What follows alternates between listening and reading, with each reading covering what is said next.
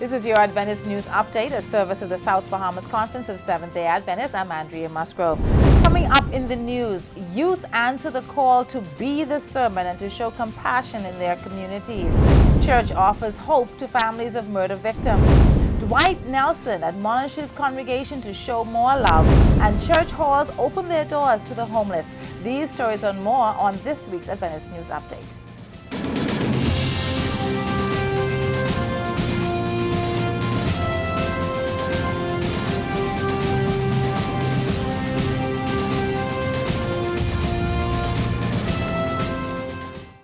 You're watching News Update. Thank you for joining us. An army of young people all over the world was challenged to be the sermon in their communities on Sabbath, March 16th. And they did just that. Laverne Stirrup has the story on how the youth impacted their communities in the South Bahamas Conference. Youth were visible on the streets of New Providence, dressed in shirts imprinted with the words, "Be the Sermon." Young people from within the conference visited children's homes, like the Bilney Lane home. They had prayer walks in surrounding communities, such as Yellow Elder and Gambare. Over 500 loaves of bread were given out, and free blood pressure screenings were administered. The persons encountered asked for prayer and even hugs. The youth impact on the island was tremendous, and they all joined under the theme, One in Compassion. We went into the Stapleton community. It's a very nice experience. We got to interact with many different families, and we found out their needs and their prayers. And what we did was we wrote their prayer requests on the balloon and their names, and we sent it up and watched the balloon float away and stuff. It was real cool. And we gave out vegetables and potatoes and to the neighbors around us, the community surrounding us. It feels good giving somebody something when you know that they don't have much. I knocked on the lady door. She was like late 40s. And then when she saw me, she was like, wow, a young guy like you doing this? You know how many young guys are there smoking, drinking, and get drunk and lost out there, don't know what they doing. And you doing this? I was like, I feel like proud of myself to do what I'm doing right now. So I was like, yes, I said maybe last 2 years ago I was lost myself.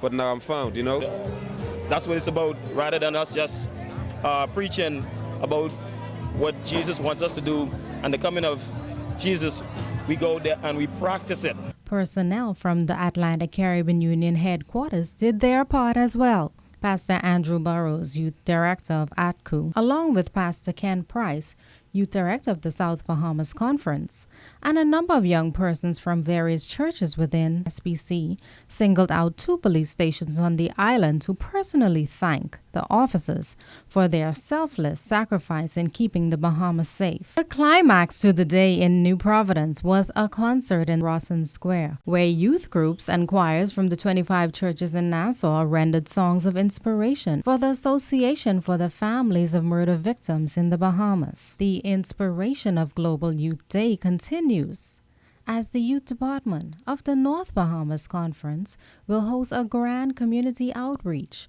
in the western part of Grand Bahama this coming Sabbath afternoon. I'm Laverne Stirrup, reporting for Adventist Television. We want to thank you for answering last week's His Story question. And our winner is Jeanette. Now, Jeanette, you didn't give us your last name, but congratulations, and we will get a text to tell you how you can receive your prize. Get ready for this week's His Story question. Your His Story question of the day is, who was the first principal of the Grand Bahama Academy of Seventh-day Adventists?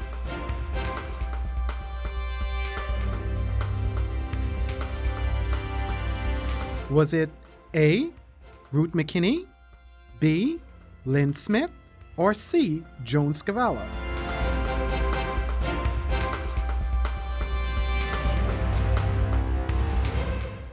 The incidences of crime and violence are on the rise in the Bahamas, but the church is trying to do something to curb the impact of this scourge on our society. The local association of persons who lost loved ones to crime was treated to a concert on Rawson Square on Saturday, March 16th. The youth of the South Bahamas Conference presented songs of peace and encouragement and offered prayers of hope to a compassionate God who's able to mend their broken hearts.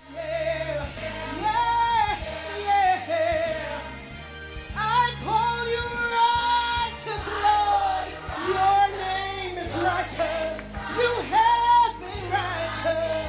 Oh, choirs and soloists from all of the 25 churches in Nassau were represented. Pastor Paul Scavala, president of the South Bahamas Conference, gave words of counsel to the bereaved. And when things grow dark and dreary, we are here to say, look up! For there is a God who is looking down low, and one day he will make all things right. That's why we're here this afternoon.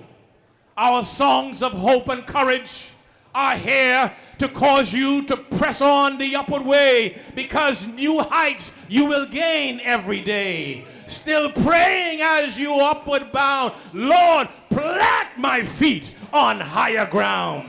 Take me from the depths and despair of a loss of a loved one, and help me to recognize that God sees all things. And one day, soon and very soon, it will all be over. Pastor Scavala said that the church must reach out to these persons. Pain, the hurt. Today, it's you. Tomorrow, it could be me. And so we're here to take you by the hand. When we come back after this break, news of Pastor Dwight Nelson's visit to the Bahamas. Join us at camp meeting, March 28th to April 1st, 2013. Our guest speakers will be Pastor Stephen Bohr of Secrets Unsealed Ministry, Elder Lance Wilbur, co-director of Toccoa Mission. For more information, call 565-9057 or 357-5501, or visit us on Facebook at Bahamas Youth Initiative for Christ. Camp Meeting 2013. In tune with God. Staying connected. See you there.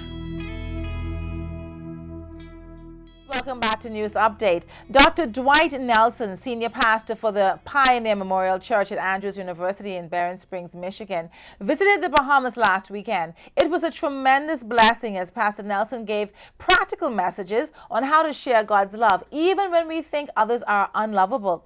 He referred to the story of Zacchaeus and told how even Zacchaeus was accepted by God after being labeled as an outcast. Hey, liberation. I like that rendition. Salvation, as our Bible says. Salvation, liberation has come to this house since even Zacchaeus is living as a son of Abraham. Pastor Nelson, who has been at the Pioneer Memorial Church for 30 years, gave words of advice for the pastors of the South Bahamas Conference at a pastors' meeting on March 18th. He told the ministers that the key to a successful and fulfilling ministry is to always have a prayer life and to study God's word on a daily basis. He said when this is done, the pastor will not be left vulnerable to the temptations of Satan. On Friday, March 15th, Dr. Leonard A. Johnson, president of the Atlantic Caribbean Union, Pastor Paul Scavala, president of the South Bahamas Conference, and Elder Isaac Colley, Public Affairs and Religious Liberty Director of ATCU, appeared before the Constitutional Committee in the Bahamas. There was the leader of the Seventh-day Adventist Church, Pastor Leonard Johnson, who heads the fastest growing denomination in the country with about 26,000 members. He says one major recommendation the Seventh-day Adventist Church has is for fundamental rights and freedom of an individual. Based on our understanding of the Bible, we observe Saturday, which is the seventh day of the week, as the day of worship. Section 9 of the Employment Act of 2001 grants a 24-hour day of rest, but fails to allow the employee to choose his day of rest. Thus, Adventist employees are still being told in the 21st century that you work Saturday or lose your job. That, Mr. Chairman, is discrimination. As far as other recommendations are concerned, Pastor Johnson says the church supports marriage only between a man and a woman. In terms of citizenship and gender and equality, he says parents, regardless of nationality, should be able to choose their child's nationality at the time of birth. The commission currently has a delegation in Long Island and has a scheduled meeting in Deadman's Key for Friday evening. The delegation will head to Spanish Wells on April 3rd. This meeting was part of the ongoing dialogue with the government and all religious and civic groups in the Bahamas on the matter of constitutional reform. Dr. Cheryl Roll, Education Director for Atlantic Caribbean Union, addressed the faculty, staff, and students of Grand Bahama Academy on the Inter-American Division's 3rd Annual Day of Prayer, held on the school's campus on Thursday, March 7th, in 2013. In her address, Dr. Roll spoke about the importance of prayer in the life of a student and encouraged them to have a personal relationship with God. There were 4 prayer stations at the front of the school, along with banners and prayer symbols strategically posted on walls around the campus. At the station, students engaged in interactive prayer activities that demonstrated that when they confess their sins, God will forgive them. The final station included a globe where students were encouraged to pray for children and schools around the world, but specifically for Adventist students in schools. In attendance at the special event was Pastor Peter Kerr, Executive Secretary of the Atlantic Caribbean Union, along with the Executive Officers, Education Director, and pastors of the North Bahamas Conference. And here's what is going to be coming up in the South Bahamas Conference. A children's crusade for the South Bahamas Conference will be held on March 31st to April 6, 7 p.m. nightly at the Berea Seventh-day Adventist Church on Blue Hill Road South. The Agape Seventh-day Adventist Church will be having a Neighborhood Love Day on Sunday, March 31st from 9 a.m. to 1 p.m. Churches in the South Bahamas Conference who would like to give donations toward this project can contact Dr. Pansy Hamilton Brown at 393-1493 or Elder Joseph Knowles at 328-4176 for more information. And the Hillview Seventh-day Adventist Church presents an Easter cantata at the church on Tonique Williams Darling Highway, Sabbath, March 30th at 11 a.m. All are invited.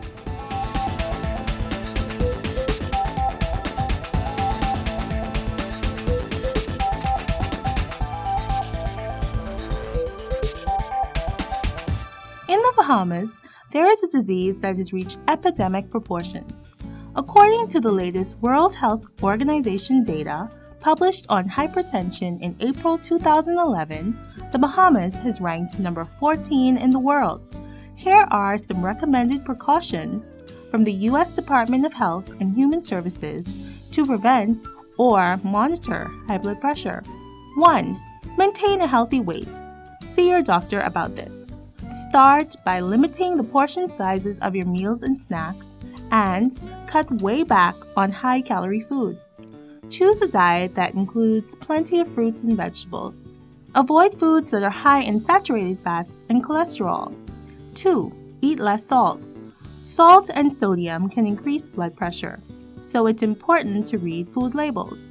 Limit your sodium intake to no more than 2,400 milligrams or about 1 teaspoon of salt each day. Avoid fast foods that are high in sodium. 3. Do not drink alcohol. 4. Increase your physical activity. Exercise is a key factor in preventing high blood pressure.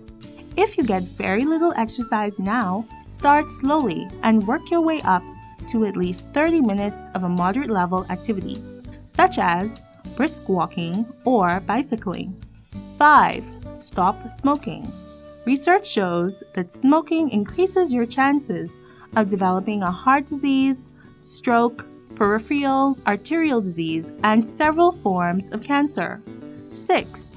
Talk with your doctor or healthcare professional. Learn what your blood pressure reading means to your health, and if medication is recommended for you to treat or prevent high blood pressure.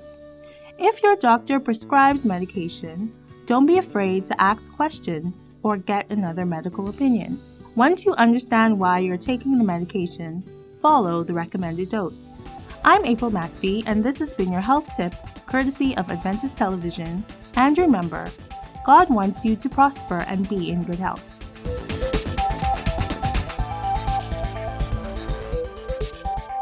And now we go to the Record in Focus Christian News magazine for news from around the world.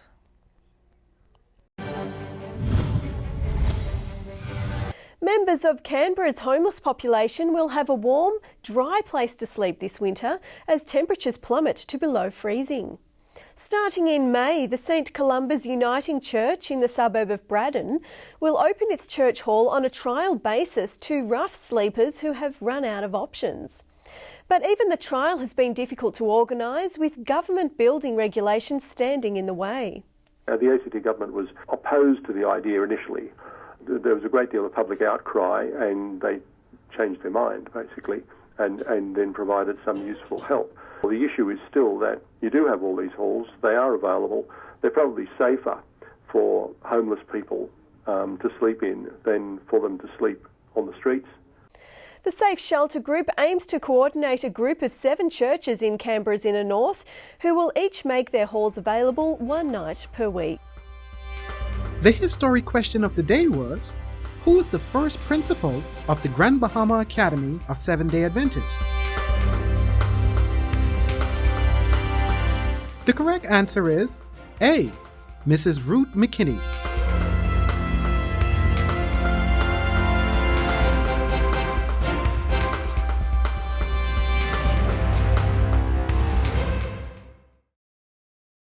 On a sad note, Pastor Milton Mahabi, former publishing director of the then West Indies Union, passed away on March 10th. We in the Atlantic Caribbean Union remember his many visits to this territory and the seminars conducted particularly in the area of the publishing ministry. He was passionate about sharing the gospel of Jesus Christ. A Thanksgiving service for his life and ministry will be held at the Northern Caribbean University Gymnatorium in Mandeville, Jamaica on Sunday, March 24th at 10 a.m. Pastor Leonard A. Johnson, along with the administrators and staff of the Atlantic Caribbean Union, the fields within ATCU, which includes the South Bahamas Conference, extend condolences to his wife, Linda Mahabi, their children, and other family members. Also, on behalf of Pastor Peter Kerr, publishing director of ATCU, and the publishing directors within this field, our prayer is that the love and comfort of God may be extended to all as we await the promise of the blessed hope. Don't you just hate when you're watching a movie or reading a book and somebody comes by and tells you how the story ends? It takes all of the excitement, suspense, and thrill out of the entire experience. Sometimes you just prefer to turn off the TV or throw away the book. But there is something about the story of salvation that even though we know how it ends and we've heard it over and over again, it's just as exciting and thrilling as the first time we heard it. Jesus died, he rose, and he is coming back. Let's live each day so that we can go to heaven when he comes. On behalf of the production team of Adventist Television, we want to say thank you for watching. Enjoy the blessings of the Sabbath and have a wonderful week. Until next time, I'm Andrea Musgrove for News Update.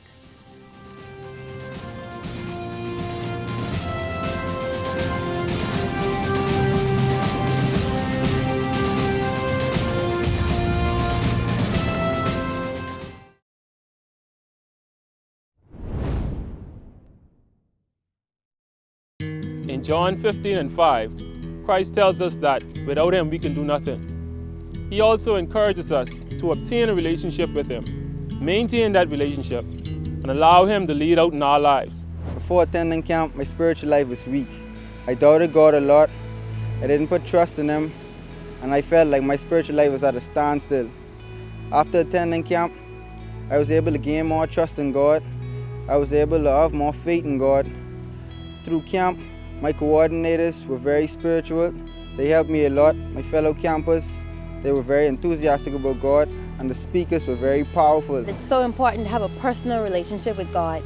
And last year at the camp meeting, I realized that even more. The devil attacks our minds on a daily basis. He causes us to think things that we're not supposed to. And so it's so important to have that prayer life with God and stay connected. This year, BYIC will host its 4th annual camp meeting under the theme, In Tune with God. And there are so many distractions that can get young people out of tune with God. This year, we want to encourage them to just stay focused on their spiritual life. BYIC had very small beginnings in 2010, but it's been a blessing not only to the persons who have attended, but also to the coordinators. If you're a person who's looking for a deeper relationship with Jesus Christ, then I would suggest you come to BYIC. It's a very profound and unique experience, and I guarantee you'll never leave the same. Join us at camp meeting, March 28th to April 1st, 2013. Our guest speakers will be Pastor Stephen Bohr of Secrets Unsealed Ministry, Elder Lance Wilbur, co-director of Toccoa Mission. For more information, call 565-9057 or 357-5501, or visit us on Facebook at Bahamas Youth Initiative for Christ. Camp Meeting 2013. In tune with God. Staying connected. See you there.